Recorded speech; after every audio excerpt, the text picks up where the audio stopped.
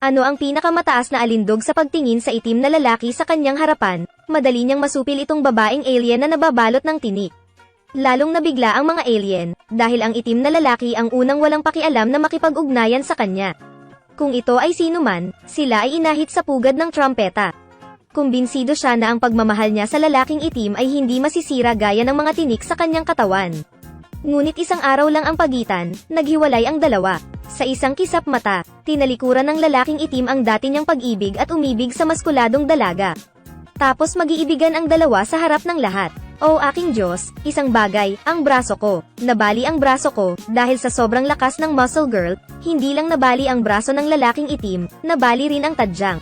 Nang maglaon sa infirmary, natagpuan siya ng mga doktor na may bali sa buto ng braso at matinding pinsala sa tadyang. Siya ay labis na nalilito. Ang itim na lalaki ay nabali ang kanyang mga buto ng 3 beses na sunod-sunod sa loob ng 1 linggo, at ang mga pinsala ay lumalala sa bawat pagkakataon. Sa huli, ano ang dahilan?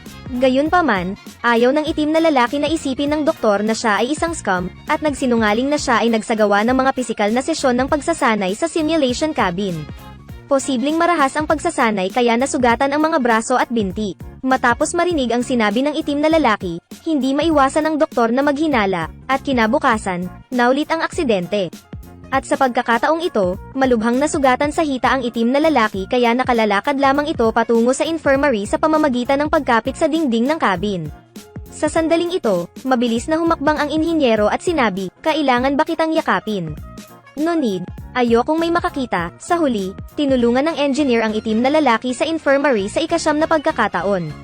"Oh my God, babalik ka na naman." Color Loli helped me carry him to the treatment table. Sa huli, natuklasan ng doktor na ang itim na lalaki ay maraming malubhang bali sa kanyang katawan, at malamang na siya ay paralisis.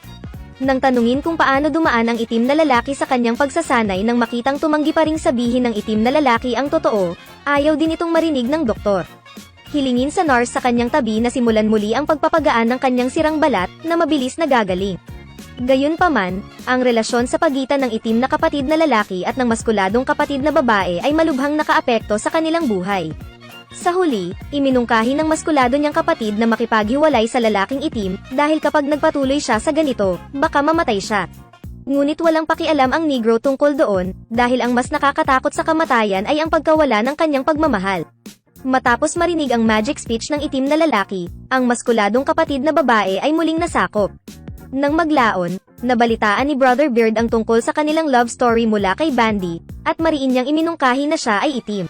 Sa susunod na makakita ka ng maskuladong kapatid na babae, dapat kang magsuot ng helmet, malamang na ito ay mas ligtas. Nang marinig ang sinabi ni Brother Beard, naramdaman ng itim na lalaki na siya ay pinagtatawanan at walang pakialam. Hanggang mamaya, hindi ba talaga tayo compatible? Iyan ay medyo cool, masyadong. Sa puntong ito, ang itim na lalaki ay natatakpan ng mga pasa, na nakikipagpunyagi sa bingit ng kamatayan. Sa wakas, sa ilalim ng paghila ng kanyang maskuladong kapatid na babae, ang itim na lalaki ay nagmungkahi na makipaghiwalay. Ngayon, pinagsisisihan niyang hindi pinakinggan si Brother Beard na isinuot ang kanyang helmet. Ngayon lahat ng ngipin ay sira. Sa huli, ang itim na lalaki ay maaari lamang gumapang sa infirmary. At sa pagkakataong ito, paano mo dapat ipaliwanag sa doktor, anong klaseng pagsasanay ang iyong pinagdaanan?